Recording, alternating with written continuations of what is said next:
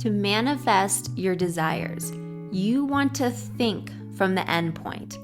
The end point is your desire coming to life, you experiencing that dream life, that dream body. Whatever it is you're wanting, you think and feel from that point of view. So how do you get into the feeling of the end result if you've never even experienced it before? And I hear this question so often. How do I feel wealthy if I don't know what wealthy feels like? Or how do I feel fit if I've never been fit a day in my life? Like, how do I know what that feels like? And you use your imagination, which you have. We all have imagination. We just tend to use our imagination to visualize what we don't want, conversations we don't want to have. We use it for fear and worrying about something. And the best way to tap into your imagination to use it to create your desires is to think of it in a pleasurable, exciting way. It's not just about that thing that you want. It's about the person you would become, the way that you would feel once you obtain that thing. So let's say you obtain a certain amount of wealth. What would you actually feel, right? You don't just want paper, which is what money is.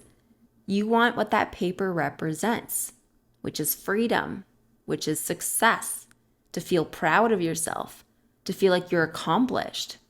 You're after this feeling. It's not just the thing. So you're going to focus on the feeling that you want. Close your eyes and visualize you have what it is you want. You've reached it.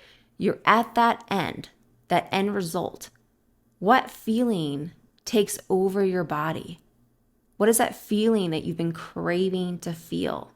Is it confidence? Maybe success? Maybe just feeling so free that you can do whatever you want, buy whatever you want, and you focus your attention on that feeling of this fun, joyful, grateful life that is yours. And when you start to tap into that feeling of the version of you at that end result who has your desires, now you're changing your energy. You're changing your inner world, your thoughts, your feelings. You're shifting who you are. You're shifting your self-concept, right? Because you're visualizing yourself to be this other version of you who has what they want. And your job is to make that inner experience so real, so vivid, that you convince yourself and your subconscious mind that it is real. You step into that reality and you feel it to be true.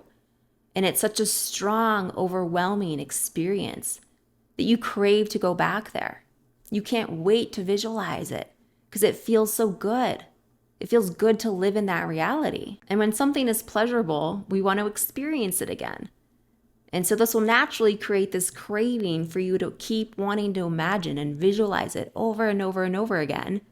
And that repetition is what changes your inner world. It changes how you see yourself. It changes what you believe is possible.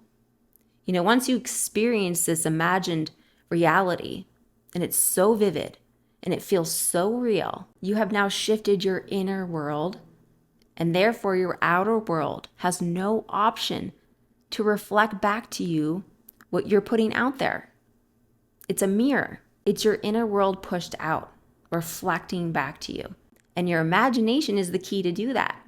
You want to make it this fun, exciting, joyful experience to go into your imagination, to live in that reality, to make it feel like home.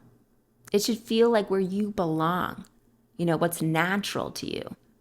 And whatever feels natural to you is what you'll experience. And I'm speaking to you from experience. Everything that I teach is something that I have gone through, something that I've used personally in my life to get my desires.